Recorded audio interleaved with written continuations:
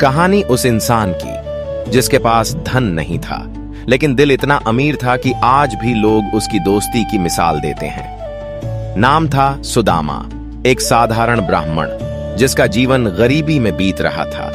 घर की हालत इतनी खराब थी कि कई बार खाने तक के लिए कुछ नहीं होता था।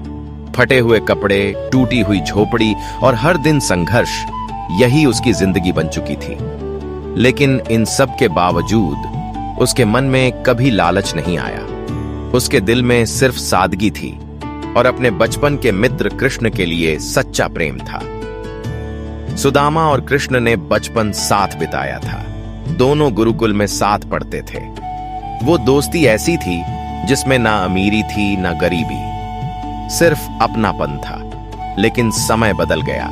एक तरफ कृष्ण द्वारका के राजा बन गए और दूसरी तरफ सुदामा गरीबी में जीवन बिताने लगे।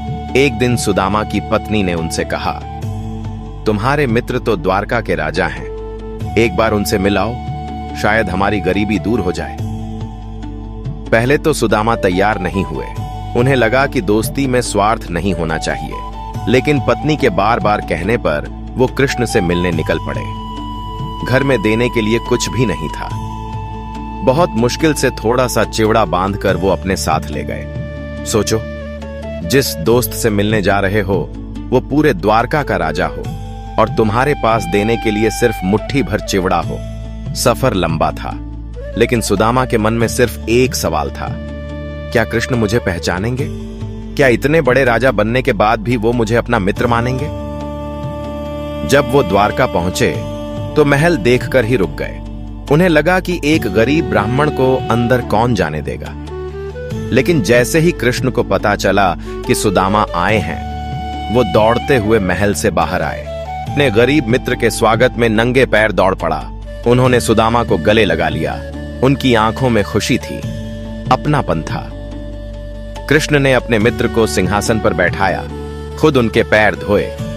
पूरा महल ये देखकर हैरान था। लेकिन कृष्ण के लिए उस समय ना राज था ना वैभव, सिर्फ दोस्ती थी। फिर कृष्ण ने मुस्कुराकर पूछा, मित्र, मेरे लिए क्या लाए हो? सुदामा शर्माने लगे। उन्हें लगा कि इतना साधारण चिवड़ा कृष्ण को कैसे दें। लेकिन कृष्ण ने खुद वो पोटली छीन ली और बड़े प्रेम से उसे खाने लगे, क्योंकि वो चिवड़ा नहीं था, उसमें सुदामा का प्रेम था। सुदामा कुछ मांग ही नहीं पा रही। वो बिना कुछ कहे वापस लौट गए। लेकिन जब वो अपने गांव पहुंचे तो उनकी टूटी हुई झोपड़ी की जगह एक सुंदर महल खड़ा था। गरीबी खत्म हो चुकी थी, लेकिन सबसे खास बात यह थी, कृष्ण ने सब कुछ दिया बिना सुदामा के मांगे।